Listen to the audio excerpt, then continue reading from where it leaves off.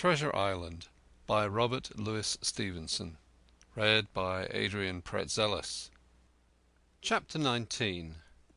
Narrative resumed by Jim Hawkins. The garrison in the stockade. As soon as Ben Gunn saw the colours he came to a halt, stopped me by the arm and sat down. "Now," says he, "there's your friends, sure enough." "Far more likely it's the mutineers," I answered.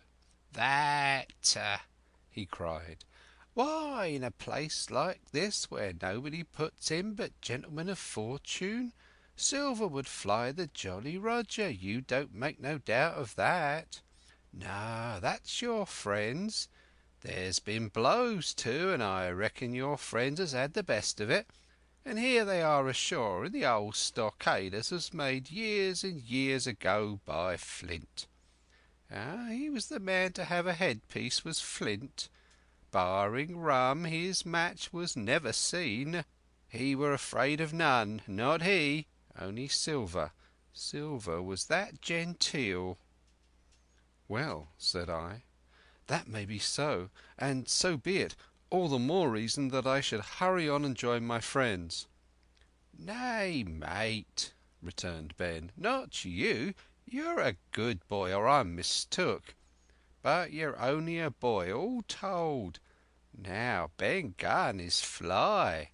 Rum wouldn't bring me there where you're going, not rum wouldn't, till I see you're born gentleman and gets it on his word of honour. And you won't forget my words. A precious sight, that's what you'll say, a precious sight more confidence, and then nips him." And he pinched me the third time with the same air of cleverness. "And when Ben Gunn is wanted, you know where to find him, Jim, just where you found him today. And him that comes is to have a white thing in his hand, and he's to come alone. Oh, and you'll say this, Ben Gunn, says you, has reasons of his own." "Well," said I believe I understand. You have something to propose, and you wish to see the squire or the doctor, and you're to be found where I found you. Is that all?" "And when, says you?" he added. "Why, from about noon observation to about 6 bells." "Good," says I. "And now may I go?" "You won't forget?" he inquired anxiously. "Precious sight and reasons of his own, says you. Reasons of his own, that's the mainstay, as between man and man. Well then," still holding me, "I reckon you can go, Jim. And, Jim, if you was to see silver, you wouldn't go for to sell Ben Gunn. Wild horses wouldn't draw it from you. No, says you. And if them pirates came ashore, Jim, what would you say but there'd be widows in the morning?" Here he was interrupted by a loud report, and a cannon ball came tearing through the trees and pitched in the sand, not 100 yards from where we two were talking. The next moment each of us had taken to our heels in a different direction. For a good hour to come frequent reports shook the island, and balls kept crashing through the woods. I moved from hiding place to hiding place, always pursued, or so it seemed to me, by these terrifying missiles. But toward the end of the bombardment, though still I durst not venture in the direction of the stockade, where the balls fell oftenest, I had begun in a manner to pluck up my heart again, and after a long detour in the east crept down among the shoreside trees. The sun had just set. The sea breeze was rustling and tumbling in the woods, and ruffling the grey surface of the anchorage, and tide too was far out, and great tracts of sand lay uncovered. The air after the heat of the day chilled me through my jacket.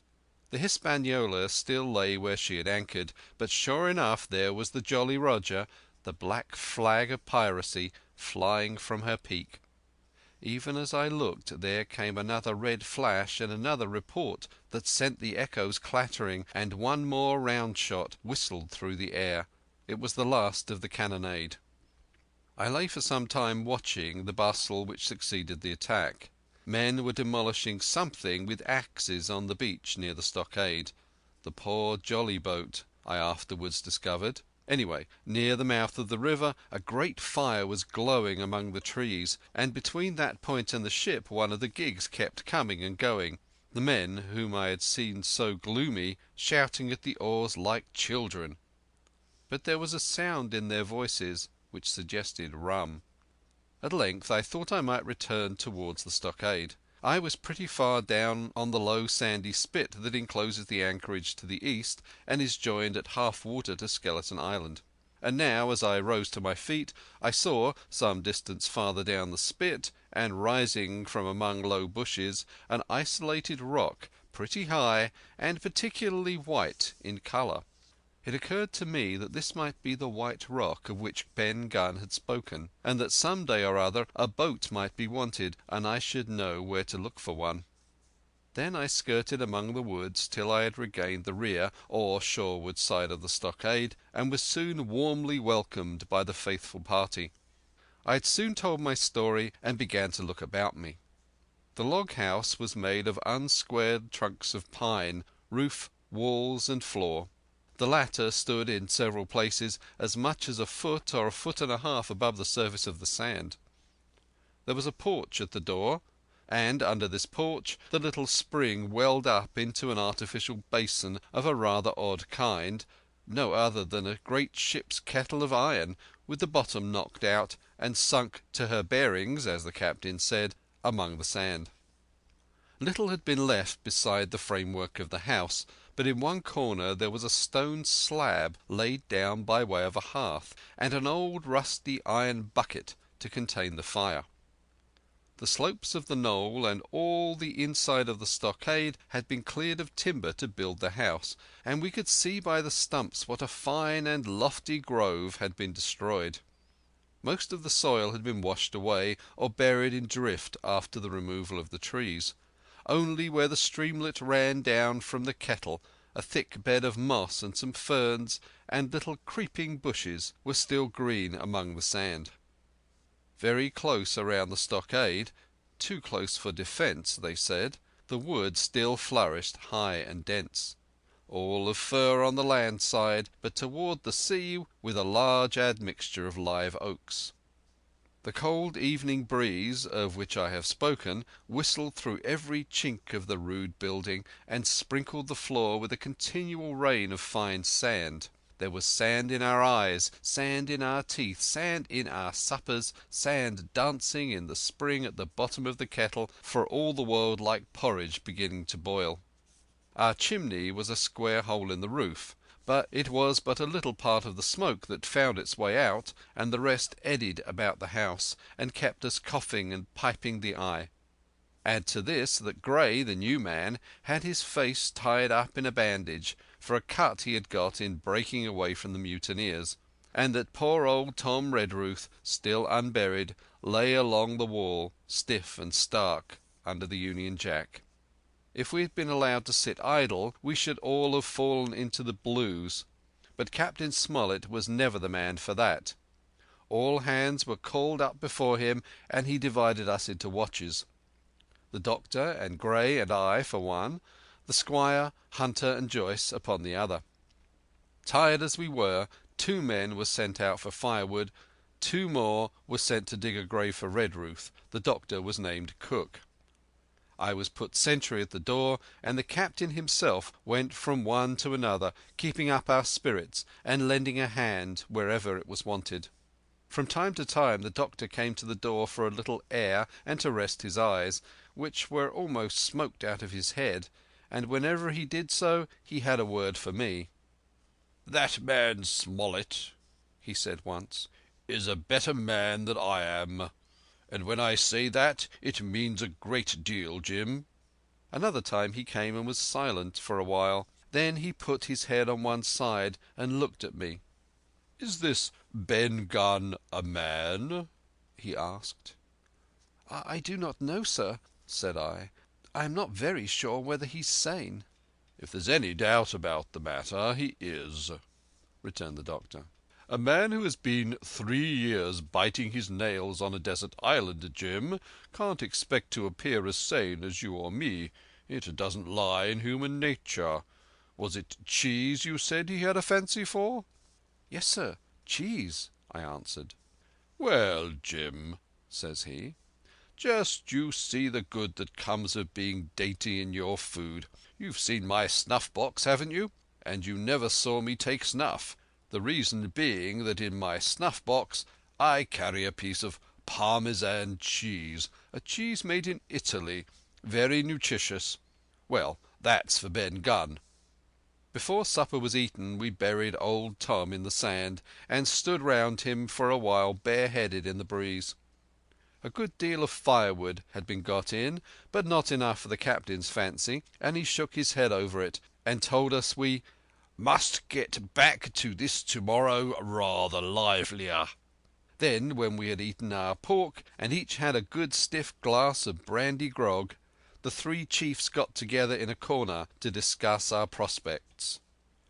It appears that they were at their wits' end what to do, the stores being so low that we must have been starved into surrender long before help came.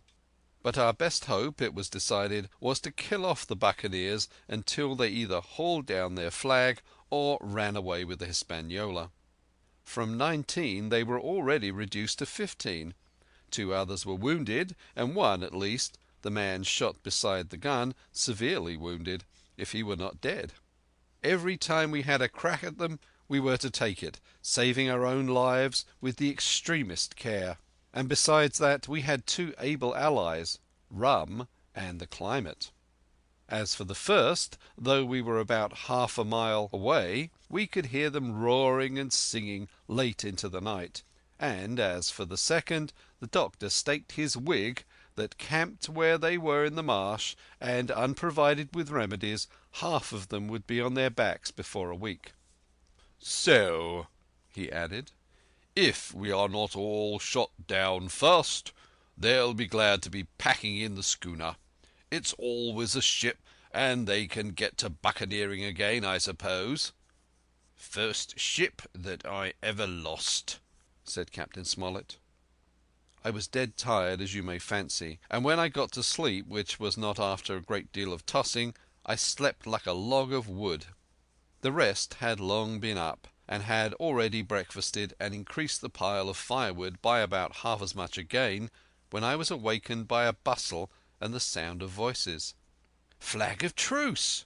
I heard someone say, and then immediately after, with a cry of surprise, "Silver himself!" And at that I jumped up and, rubbing my eyes, ran to a loophole in the wall. Chapter 20.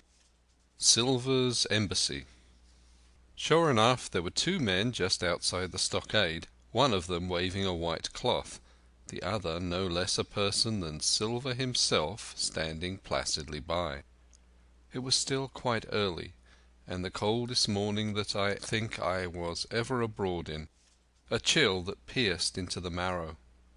The sky was bright and cloudless overhead, and the tops of the trees shone rosily in the sun. Where Silver stood with his lieutenant all was still in shadow, and they waded knee-deep in a low white vapour that had crawled during the night out of the morass. The chill and the vapour taken together told a poor tale of the island. It was plainly a damp, feverish, unhealthy spot. "Keep indoors, men," said the captain. 10 to 1, this is a trick." Then he hailed the buccaneer. "Who goes? Stand or we fire." "Flag of truce!" cried Silver. The captain was in the porch, keeping himself carefully out of the way of a treacherous shot, should any be intended. He turned and spoke to us. "Doctor's watch on the lookout. Dr. Livesey, take the north side, if you please. Jim, the east. Gray, west. The watch below. All hands to load muskets. Lively, men, and careful." And then he turned to the mutineers. "And what do you want with your flag of truce?" he cried. This time it was the other man who replied. "Captain Silver, sir, to come on board and make terms," he shouted. "Captain Silver? Don't know him. Who's he?" cried the captain. And we could hear him adding to himself, captain, is it?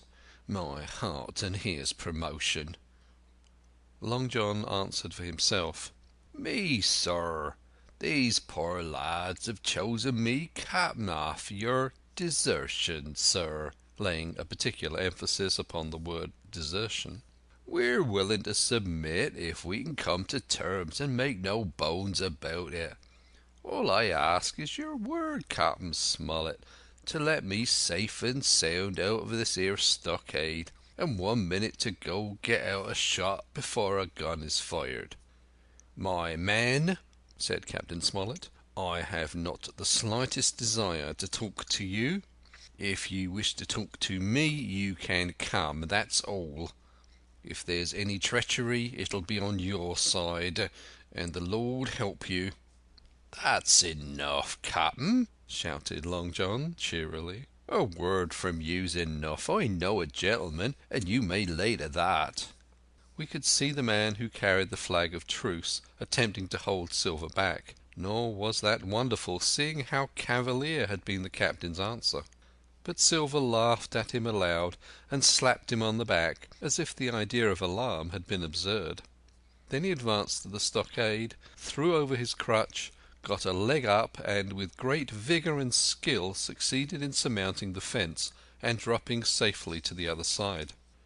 I will confess that I was far too much taken up with what was going on to be of the slightest use as sentry. Indeed, I had already deserted my eastern loophole and crept up behind the captain, who had now seated himself on the threshold with his elbows on his knees, his head in his hands, and his eyes fixed on the water as it bubbled out of the old iron kettle in the sand. He was whistling to himself, "Come lasses and lads." Silver had terrible hard work getting up the knoll. What with the steepness of the incline, and the thick tree stumps, and the soft sand, he and his crutch were as helpless as a ship in stays. But he stuck to it like a man, in silence, and at last arrived before the captain, whom he saluted in the handsomest style. He was tricked out in his best.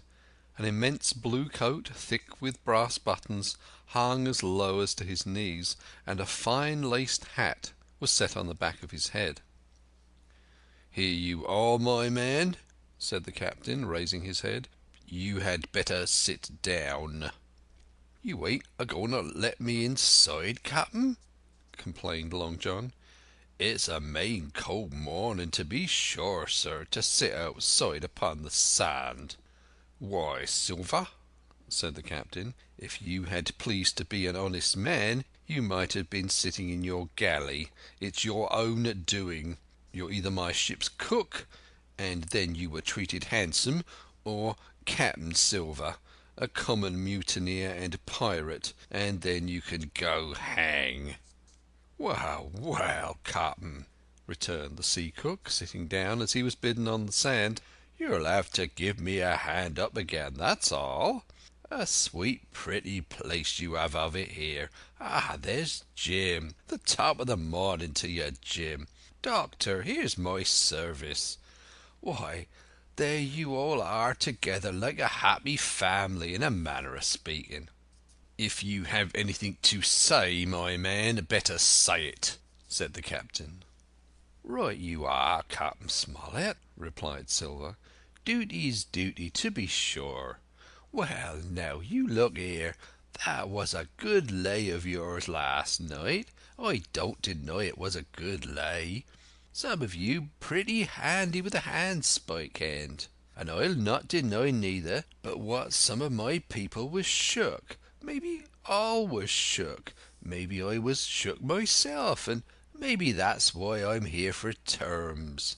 But you mark me, Captain, it won't do twice, by thunder. We'll have to do sentry go and ease off a pint or so on the rum. Maybe you think we were all a sheet in the wind's eye, but I'll tell you I was sober. I was only dog tired, and if I'd awoke a second sooner, I'd have caught you in the act, I would. He wasn't dead when I got round to him, not he." "Well," said Captain Smollett, as cool as could be. All that Silver said was a riddle to him. but you would never have guessed it from his tone. As for me, I began to have an inkling. Ben Gunn's last words came back to my mind. I began to suppose that he had paid the buccaneers a visit while they all lay drunk together round their fire, and I reckoned up with glee that we had only 14 enemies to deal with. "Well, here it is," said Silver. "We want that treasure, and we'll have it. That's our point. You would just as soon save your lives, I reckon, and that's yours. You have a chart, haven't you?" "That's as may be," replied the captain. "Ah, well, you have it, I know that," returned Long John. "You needn't be so husky with a man. There ain't a particle of service in that, and you may lay to it. What I mean is, we want your chart. Now, I never meant you no harm myself." "That won't do with me, my man," interrupted the captain. "We know exactly what you meant to do, and we don't care, for now you see you can't do it." And the captain looked at him calmly and proceeded to fill a pipe. "If Abe Gray—" Silver broke out. "Avast there!" cried Mr. Smollett. "Gray told me nothing, and I asked him nothing. And what's more, I would see you and him and this whole island blown clear out of the water into blazes first. So there's my mind for you, my man, on that."